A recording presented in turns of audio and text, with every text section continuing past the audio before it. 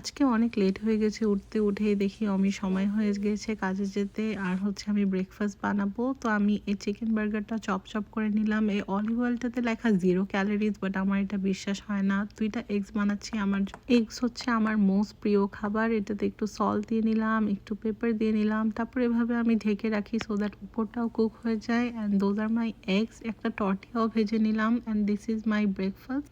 তারপর একটু চা বানাবো। এই মিল্কটা ইউজ করছি। এটা অনেক হাই প্রোটিন আর ল্যাকটোজ ফ্রিও। এটা আমি মেপে নিচ্ছি। এরকম একটা কিচেন স্কেল তোমরা কিনতে পারো। এটাতে দেখো তোমরা কোয়ান্টিটিটাও চেঞ্জ করে দিতে পারো। তারপর হচ্ছে আমি 2টা স্প্লেন্ডার দিলাম, 2টা টি ব্যাগ দিলাম, অ্যান্ড দ্যাট ইজ মাই টি।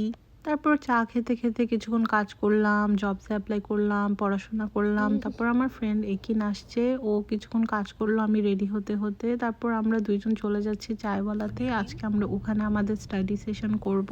চায়ওয়ালা আমার মোস্ট ফেভারিট জায়গা। ওদের সব খাবার দাবার আমার অনেক ভাল লাগে। আমি একটা কারাক চায় নিলাম উইথাউট সুগার, আর হচ্ছে একটা সামোসা চাট নিলাম। এটা অনেক মজা। আর ও নিয়েছে একটা ফ্রেঞ্চ টোস্ট আর কারাক চায় উইথাউট সুগার অ্যাজ ওয়েল। তারপর হচ্ছে কাজ টাজ করার পর ও আমাকে বাসায় নামাই দিল। বাসায় আসার পর আমি আমাকে সব টেস্ট করলো, আমি কি কি পড়াশোনা করেছি ওগুলার উপর। অমি আমাকে বলছো আমাকে নেক্সট 2 আওয়ার্স সময় দিবে না। আর নেক্সট 2 আওয়ার্স আমাকে সময় দিবে না কারণ ও হচ্ছে 2 আওয়ার্স ধরে খাবে নাকি। And this is what is making for himself alone. অনেক মজার একটা খাবার, বিফ দিয়ে অনেকগুলা ডাল।